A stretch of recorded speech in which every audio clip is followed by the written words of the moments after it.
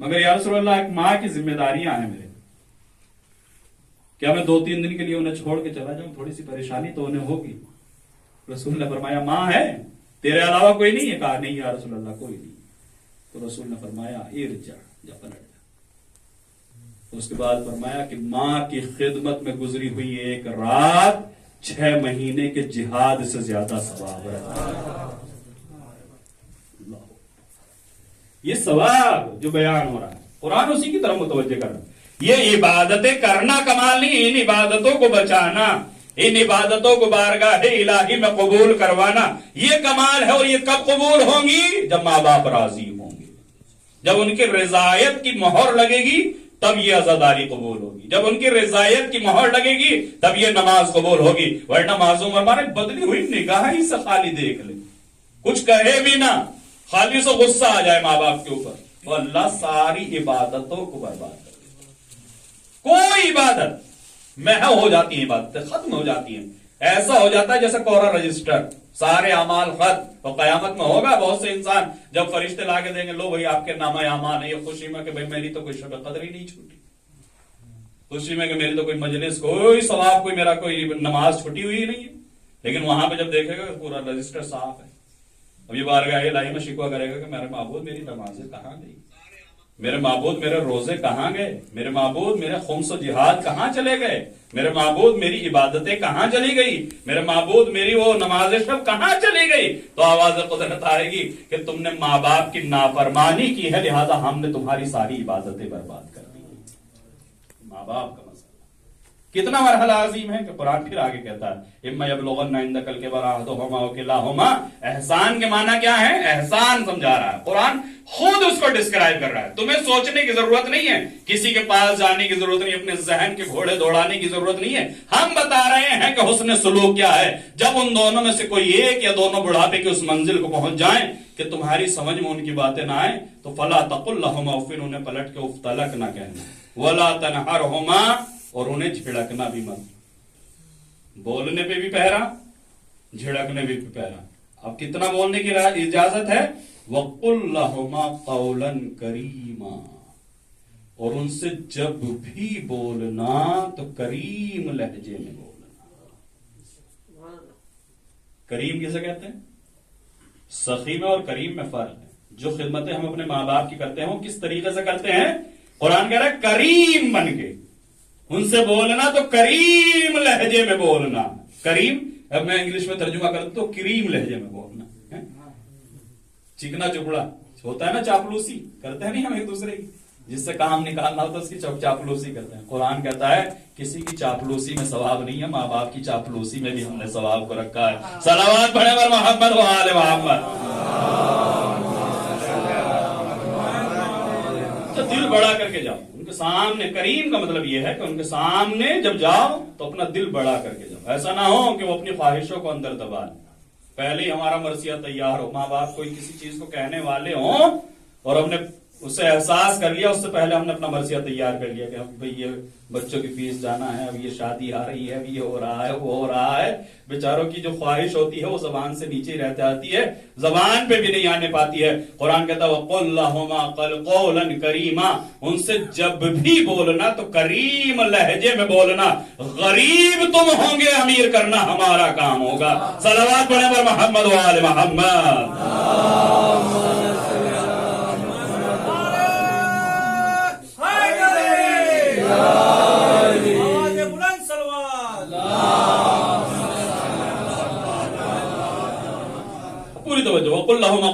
उसके बाद और अदब कुरान सिखाता, वख़्फ़िज़ लहुमा जनाह ज़ुल्ल मिनर रहमा। जब उनके सामने जाना तो अपने ये कंधे जो है ये अकड़े हुए, जवान हो इन्हें नीचे करना मुश्किल है, मगर कुरान हुक्म दे रहा है, लिहाजा इन्हें दबाओ।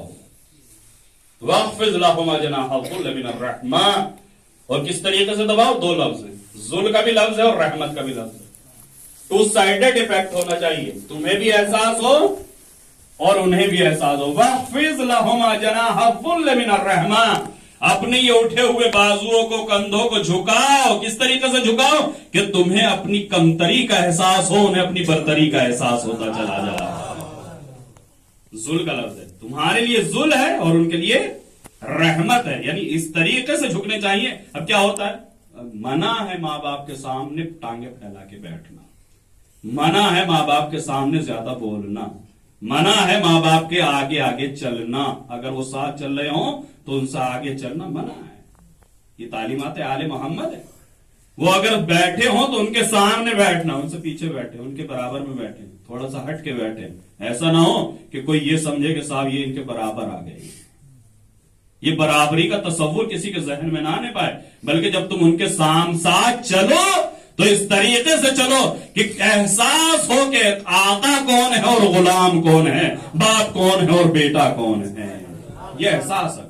اللہ اکبر. اور امام کی جو دعا ہے صحیفہ سجادیہ میں چوتھے امام کی جو دعا الولد لوالدہ، بیٹے کی دعا اپنے باپ کے لیے، اپنے ماں باپ کے لیے جو دعا ہے، ایک دعا وہ ہے کہ جو باپ کی بیٹوں کے لیے، دونوں دعائیں ہیں اس میں.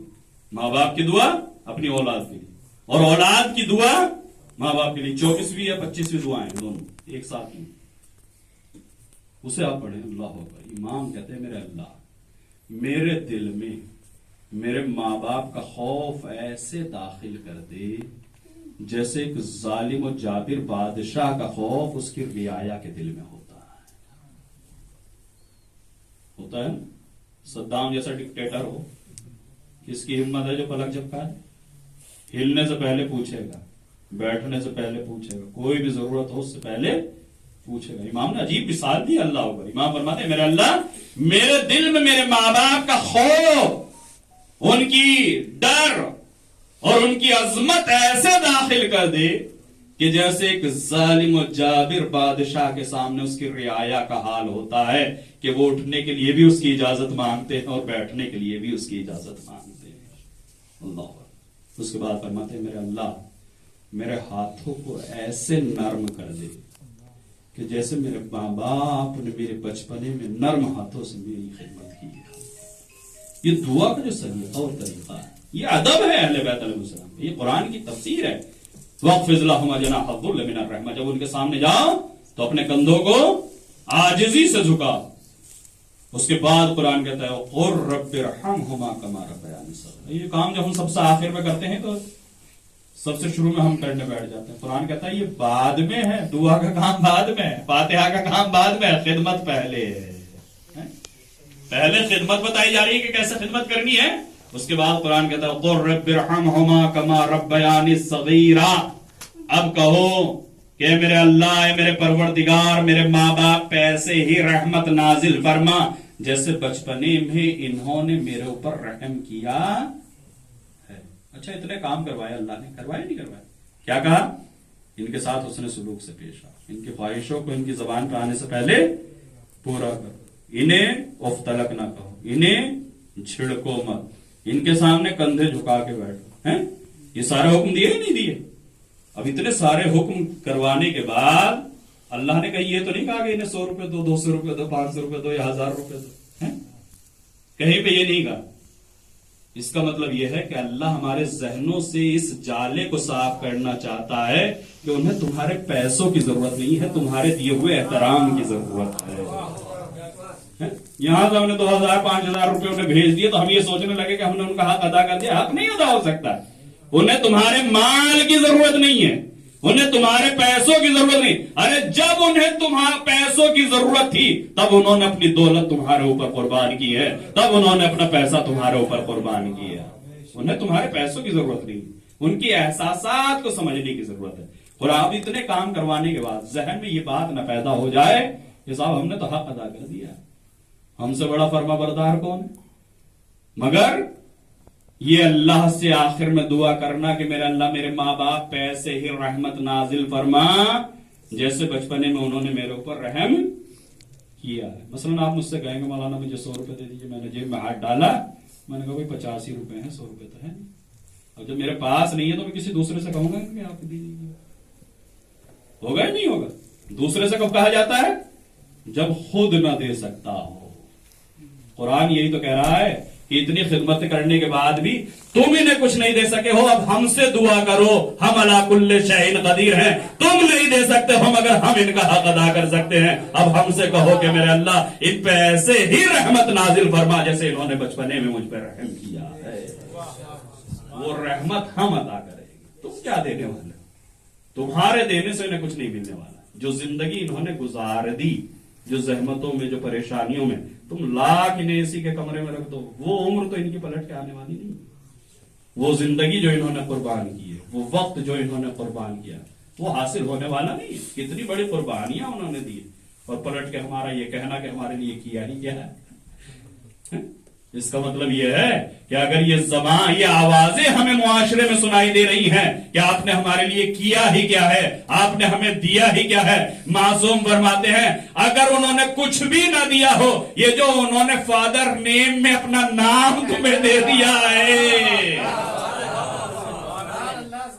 یہ جو اپنا نام انہوں نے تمہیں دے دیا ہے، ذرا انہیں اپنی زندگی سے ہٹا کے دیکھو، کچھ بھی نہیں دیا۔ چلو فارم بھرنے کہیں پہ جاؤ، پاسپورٹ بنوانے کے لیے فادر نیم کا پورشن خالی چھوڑ دیں، پاسپورٹ بن جائے۔ اسکول میں اپنے بچے کا ایڈمیشن کرائیں، فادر نیم کی جگہ چھوڑ دیں، کوئی آپ کے بچے کا ایڈمیشن لینے کے لیے تیار؟ آپ کہتے ہیں کہ صاحب ترقی کا زمانہ ہے، باپ کے نام کی ضرورت نہیں ہے، نام کی ضرورت ہے۔ تو جس کے نام کا اتنا پروٹوکول ہو، اس کی ذات کا پروٹوکول کتنا ہوگا، جس کے نام پہ اتنا مل رہا ہے۔ اللہ اکبر، یہ اہل بیت علیہ السلام کا مقصد ہے۔ اب بہرحال چونکہ ایام فاطمیہ چل رہے ہیں اور چونکہ اصالہ ثواب کی مجلس تھی، ورنہ تو ارادہ تو یہی تھا کہ بیوی کی زندگی پہ تھوڑا گزارش کی جائے گی، لیکن مسائل بیوی ہی کے ہوں گے، یہ ایام فاطمیہ ہیں۔ اللہ اکبر۔ رات بھی میں مسجد شعبان میں یہ کہہ رہا تھا کہ آپ دیکھیں اہل بیت علیہ السلام کے ساتھ کتنا ظلم ہوا، کیا خطا ہے ان کی، انہوں نے کسی کا کچھ لیا؟ یہ کمالات دنیا سے دیکھے نہیں گئے، یہ تعلیمات جو آل محمد نے بانٹی ہیں ان کے دشمن ہو گئے۔ اللہ اکبر، کتنے دشمن ہو گئے کہ آپ عمر کو چھپا لیں اور حلیہ بتانا شروع کریں کہ ایک بی بی ہے جو کھڑی ہے، عصا کا سہارا لیے ہوئے، کمر جھکی ہوئی ہے۔ آپ کسی کو حلیہ بیان کریں کہ ایک ایسی بی بی ہے کہ جس کی کمر جھکی ہوئی ہے، بال سفید ہو چکے ہیں، چہرے پہ جھرریاں پڑ چکی ہیں،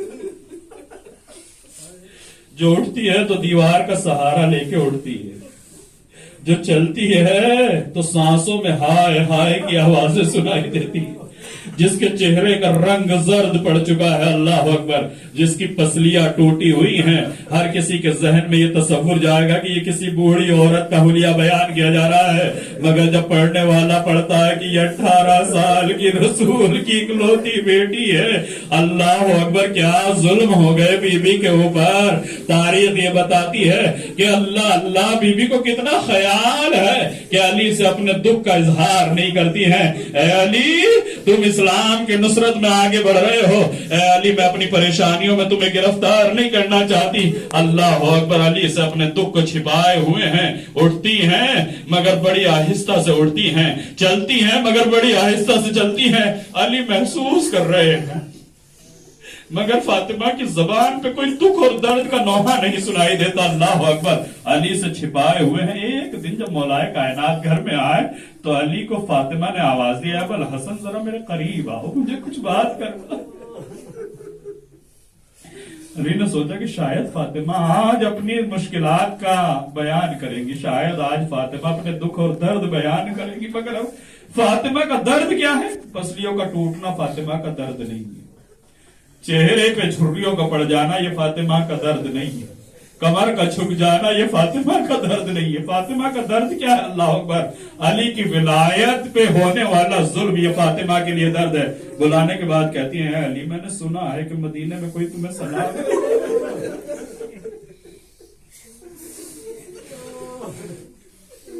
علی تم اتنے مظلوم ہو گئے کہ کوئی تمہیں مدینے میں سلام نہیں کرتا، تم رسول کے داماد ہو۔ اللہ اکبر، علی نے جیسی فاطمہ کا یہ سوال سنا سر کو جھکا لیا۔ جواب کیا دیا ہے؟ اے فاطمہ، اب نوبت یہاں پہ آ گئی ہے کہ علی سلام کرتا ہے، کوئی جواب अब यहाँ से बीबी के गमों में इजाफा होना शुरू होता है। अल्लाह अकबर, इन गमों को बर्दाश्त कर रही है। आखिरी वक्त करीब आ गया है। तारीख ये बताती है, अली मस्जिद में है, हसन और हुसैन को आमादा करने के बाद मस्जिद में भेजा और एक मर्तबा अस्मा को करीब बुलाया। अस्मा, मेरा वक्त आखिर करीब आ गया है, घर के सारे काम मैंने अंजाम दे दिए, खाना बना दिया है, बच्चों को मस्जिद की तरफ रवाना कर दिया है। अस्मा, मैं अपने हुजरे इबादत में जा रही हूँ। जब तक मेरी तस्बीह की आवाज आए समझना फातिमा जिंदा है, और जब ये आवाज आना बंद हो जाए तो समझना कि फातिमा दुनिया से गुजर गई। अल्लाह अकबर। अस्मा से आखिरी वसीयत करने के बाद अरे फातिमा हुजरे में गई है। रिवायत ये कहती है हुजरे इबादत में गई, फातिमा की तकबीरों की आवाज आ रही है। अस्मा हुजरे के बाहर अल्लाह अकबर आवाजों को सुन रही है। वो वक्त आया कि फातिमा की आवाज आना बंद हुई। अस्मा दौड़ के हुजरे में दाखिल हुई। अरे क्या देखा कि बीबी मुसल्ला इबादत पे निढाल पड़ी है। आवाज ये मादर हसनैन, मगर फातिमा के जिस्म में हरकत न हुई। आवाज ये अली की जोजा, मगर जिस्म में हरकत न हुई। ऐ बिन्ते रसूल, मगर कोई जवाब न आया। अस्मा आगे बढ़ी, अरे बीबी की नब्जों को थामा, नब्ज खामोश है। सरो सीना पीट लिया फातिमा, अरे इतना जल्दी छोड़ के जा रही हो। रिवायत ये कहती है अभी रो रही है कि इतने में दरवाजे पे दक्कुल बाब हुआ। अरे दक्कुल बाब होना था कि अस्मा को फातिमा की वसीयत याद आई। आंखों से आंसुओं को पोंछा, चेहरे से गम के आसार दूर किए। अरे ना चाहते हुए भी मुस्कुरा के दरवाजा खोला, शहजादों का इस्तकबाल किया। मसनद अफरोज हुए शहजादे, मगर जैसे घर में दाखिल हुए अस्मा से एक सवाल किया, अस्मा, जब भी हम मस्जिद से आते थे हमारी माँ हमारा अस्मा, जब भी हम मस्जिद से आते थे हमारी माँ हमारा इस्तकबाल करती थी। आज क्या हो गया कि अम्मा ने हमारा इस्तकबाल नहीं किया। अल्लाह अकबर। रिवायत ये कहती है अस्मा अपने गम को छिपाए हुए है। अरे दामने जब्त हाथ से छूट रहा है कि एक मर्तबा अस्मा से हसनैन ने अजीब फरमाइश की, हमारी अम्मा कहाँ गई है। घर के दरो दीवार को हैरती निगाहों से ढूंढ रहे हैं, अपनी माँ को निगाहें तलाश कर रही है, मगर फातिमा नजर नहीं आती। कि एक मर्तबा अस्मा ने इस गम को छिपाने के लिए कहा, बच्चों बैठो मैं खाना लगाती हूँ, उसके बाद माँ से मुलाकात हो जाएगी। खाने का नाम सुना कि छोटा शहजादा बोला, माँ अरे कभी देखा है कि हमने माँ के बगैर खाना खाया हो। जब तक अम्मा से मुलाकात न होगी हम खाने को हाथ न लगाएंगे। अस्मा ने हुजरे की तरफ इशारा किया। शहजादे हुजरे में दाखिल हुए, अम्मा को निढाल पाया। अरे अपने अमामे उतारे, सर सीना पीटा, माँ अरे हम यतीम हो गए। रिवायत ये कहती है अरे मस्जिद में आए, अली ने सीने से लगाया, हसनैन के सर पे दस्ते शफकत फेरा। मेरे शहजादों रोने की जरूरत नहीं, अभी बाप जिंदा है। मैं कहूंगा बच्चों माँ का साया सर से उठा, मगर खुश नसीब हो कि सर पे हाथ फेरने वाला बाप मौजूद है। अरे करबला में 4 साल की बच्ची अभी यतीम हुई है। अरे सर पे हाथ फेरना दूर की बात, अरे शिविर के तमाचे। अल्लाह अकबर। अली हसनैन को घर में लेकर आए, ज़ैनब कुलसूम को सामने खड़ा किया। वो बाप जो किसी जंग में जिसका सर न झुका हो, आज सर झुका के हाथों को जोड़ के कहता है, मेरे बच्चों ये औलाद का हक है कि वो अपनी माँ के जनाजे पे रोए, मगर तुम्हारी माँ की वसीयत है कि अली मुझे रात में गुस्ल देना, मुझे रात में कफन पहनाना। या अली गुस्लनी फिल लैल, या अली कफिनी फिल लैल, या अली दफिनी फिल लैल। अली मुझे रात में गुस्ल कफन देना, अली मुझे रात में दफन करना। अली मेरे दुश्मन मेरे जनाजे में शरीक न होने पाए। शहजादों रोने से न मना नहीं करता, मगर इतनी गुजारिश है कि रोना मगर बाबा से बुलंद न रोना, वरना मदीने में सबको खबर हो जाएगी, तुम्हारी माँ की वसीयत पे अमल न हो सकेगा। आयतुल्लाह जवादी आमली फरमाते हैं कि छोटे छोटे बच्चे घर में अपनी माँ के जनाजे के सामने आस्तीन दांतों में दबाए, अरे सिसकी आने लगे।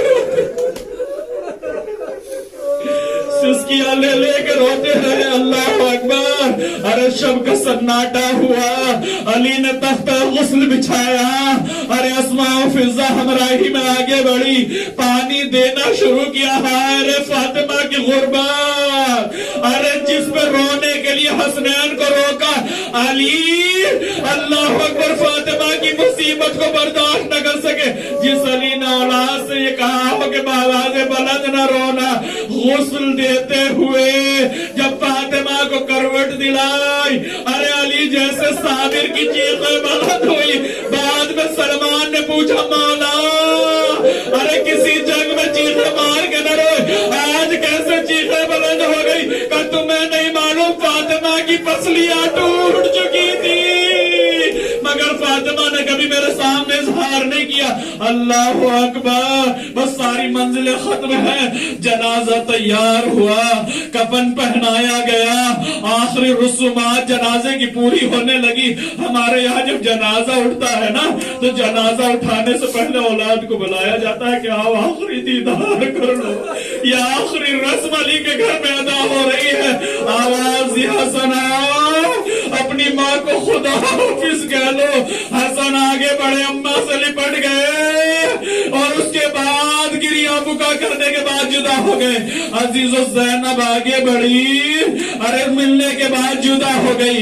کلثوم آگے بڑھی، اپنی ماں سے گلے شکوے کرنے کے بعد جدا ہو گئی، مگر تاریخ یہ بتاتی ہے چھوٹا شہزادہ قدموں کی طرف آگے کھڑا ہو گیا۔ علی نے کہا حسین آگے بڑھو، اپنی ماں سے خدا حافظ کہو، کہا بابا ارے جب تک اماں نہ بلائے گی ارے میں اپنی ماں کے قریب نہ جاؤں گا۔ ارے علی عجیب مشکل میں گرفتار ہے، ارے فاطمہ دنیا سے گزر چکی ہے، کرے تو کیا کرے؟ ایک مرتبہ آسمان کی طرف سر کو اٹھایا، اے میرے معبود، ارے شہزادے نے عجیب فرمائش کی ہے، روایت یہ کہتی ہے اس فرمائش کے سامنے ارے جنازے سے 2 ہاتھ بلند ہوئے، آواز یہ میرے حسین آ جا تیری ماں تجھے آغوش میں لے لے۔